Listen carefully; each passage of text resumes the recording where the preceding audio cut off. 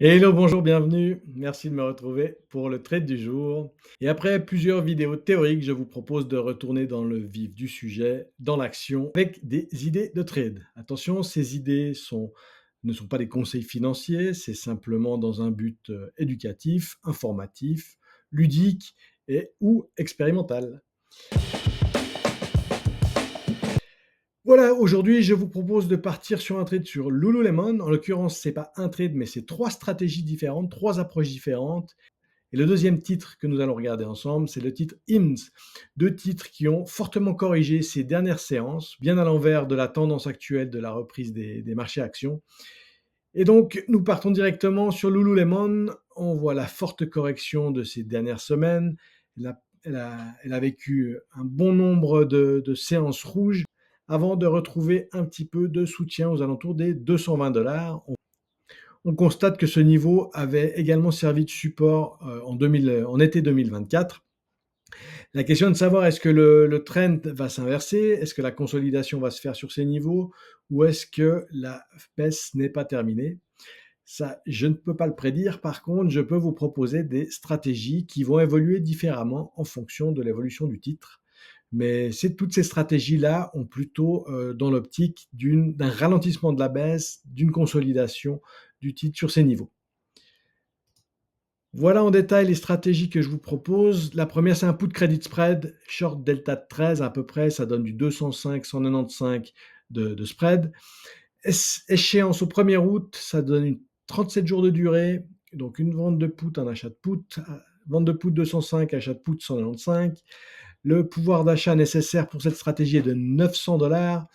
Le target, c'est de 80% de la prime encaissée. Les fees, 2,5. On attend à peu près 6,85% de retour sur marge.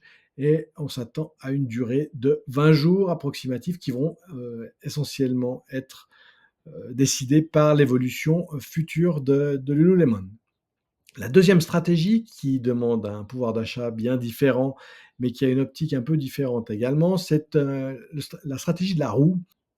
La stratégie de la roue a le but de se faire assigner des titres pour ensuite vendre des calls couverts sur les titres assignés, en partant du principe que le sous-jacent ne va pas évoluer beaucoup et qu'il va rester plusieurs semaines, voire mois sur ces niveaux-là, afin d'encaisser de la prime et encaisser du θ.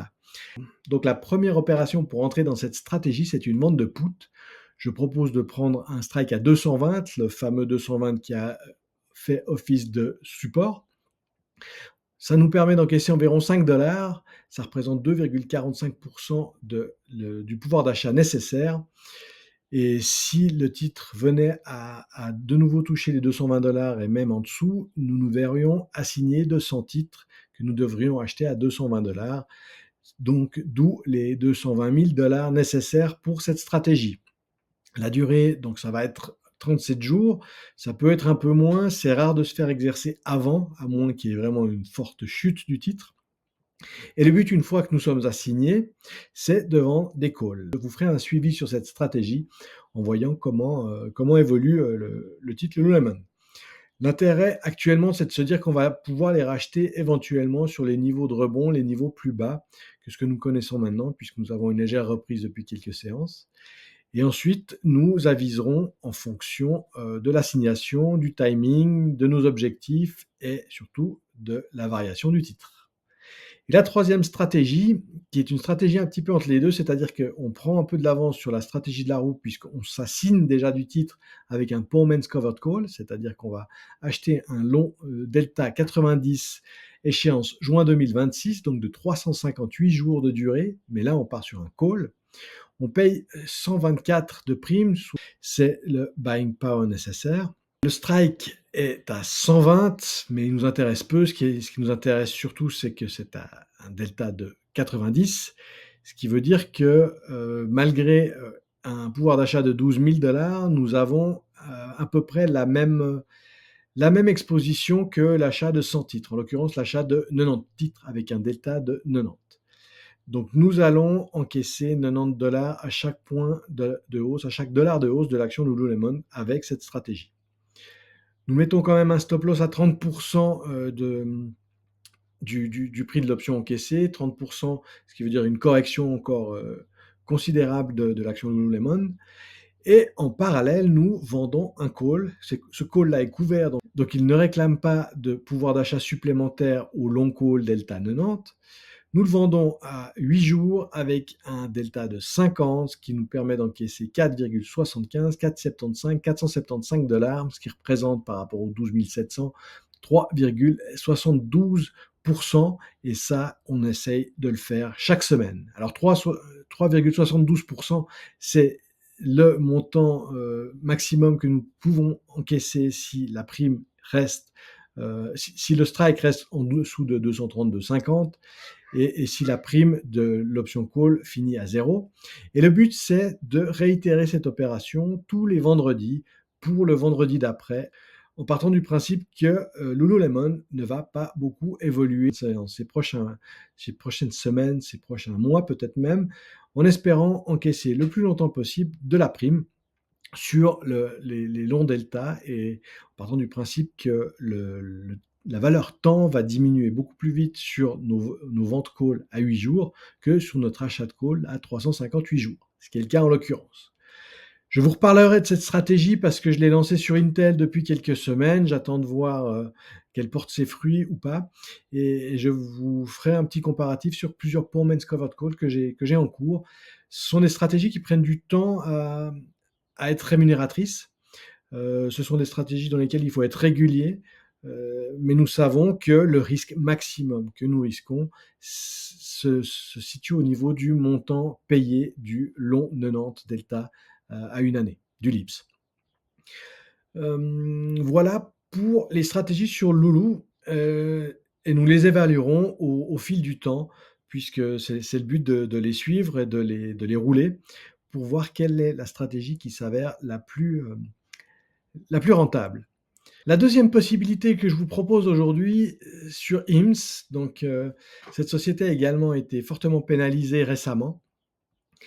Il semblerait qu'elle ait trouvé un peu de support et je vous propose là simplement un Pullman's Covered Call. On va voir, il y a une petite subtilité par rapport au choix de la durée.